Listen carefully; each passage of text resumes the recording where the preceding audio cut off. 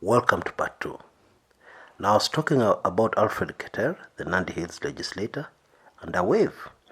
Now the wave he's riding on is a wave that was foreseen very many years ago.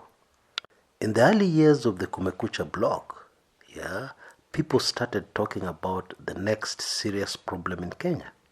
And they started predicting that the next very serious tribal clash will be between two very distinct tribes in Kenya, major tribes in Kenya. These two tribes, tribes in quotes, are the super rich and the rest of Kenya, especially the poor. Now it is increasingly becoming clear to a very large group of Kenyans that most people who are rich in Kenya did not get rich legally. And that is why the current lifestyle audits are a very scary affair for very many Kenyans. And so it was predicted that a day will come in Kenya when the poor and the rest of Kenyans will have had enough. Okay? And they will gang up, irrespective of what tribe they come from, and just say, no, enough is enough. Punda imechoka. Now, I'm not saying this prediction is going to happen tomorrow, but what I'm trying to say is that particular mood has started capturing the country. Some Kenyans who did not go to bed with a meal in their tummy the previous night wake up in the morning to read in a newspaper that somebody was paid by the NYS, by the government, a few hundred millions for doing zero, for delivering air. Now, being human, what kind of reaction do you expect? Anger. And this is the fascinating development in Kenyan politics that Bwana Alfred Keter seems to want to ride on in his recent remarks against DP William Ruto. In his remarks, Bwana Alfred Keter did not mince his words. He said that he would go all over the country telling Kenyans not to elect DP William Ruto as president. He would go around the country convincing Kenyans that DP William Ruto cannot be trusted with the presidency, that the man is way too corrupt. Keter said that even him one day wants to become president, and he knows that there are other Kalenjins who want to become president, and that his dreams will never happen if DP William Ruto becomes president, because Kenyans are never going to believe that there are other members of the Kalenjin community who are not corrupt. Bwana Keter said that the image the Kenyan community will get is that all members of the Kalenjin community, or at least most of them, are corrupt. And yet this is not the case. Now those remarks have been surprisingly well received in many parts of the Rift Valley. Of course, die-hard DP William supporters will not budge. But even the die-hard supporters need the support of the rest of the masses to win their victory.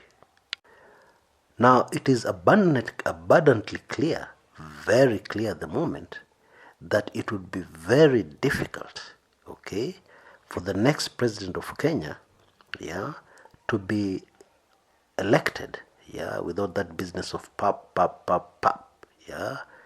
generally elected.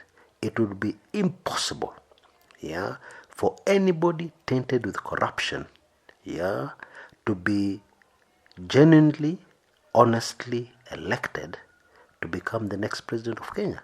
That should be very clear, according to the mood in the country. Now, as I've always told you, image is everything. Perception is more important than the facts, and therefore in this analysis, I don't want to go into anything else except the perception of the public, the voters. Now, it is no secret that the vast majority of voters in Kenya perceive the DP to be corrupt. They may not have any evidence, but according to them, he is corrupt. He has made his money from corruption. That is according to them. Now, this image is impossible to shake off. And that's why I come to my comment in the first part of this series, where I said DP William Ruto is politically finished. Now, some of the people I talked to in the Rift Valley, I mentioned them in the first part of this particular series, seems to have already realized this.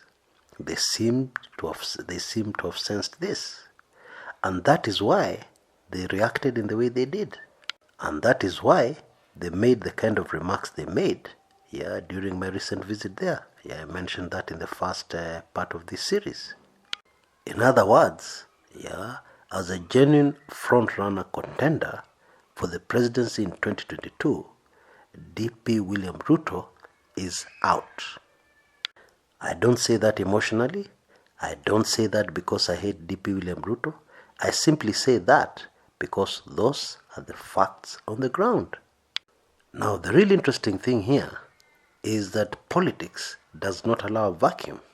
Okay? And so, very soon, that space of front contender, leading candidate for the presidency in 2022 will have to be filled. And that is where things should get super interesting. Okay? Now, most politicians have already realized this, and obviously very many ambitious, because all politicians indeed are ambitious. Very many politicians must be scheming, even as you listen to this recording, on how they're going to fill that particular space. Now, most of them are using the same old tactics. For instance, many are trying to use the name of Raila Odinga to fit themselves into that position. In my view, that one will not work this time. But let's just wait and see what happens. However, the long and short of everything is that it's going to be super interesting what happens next. Until next time, this is Kshs, Kumekucha.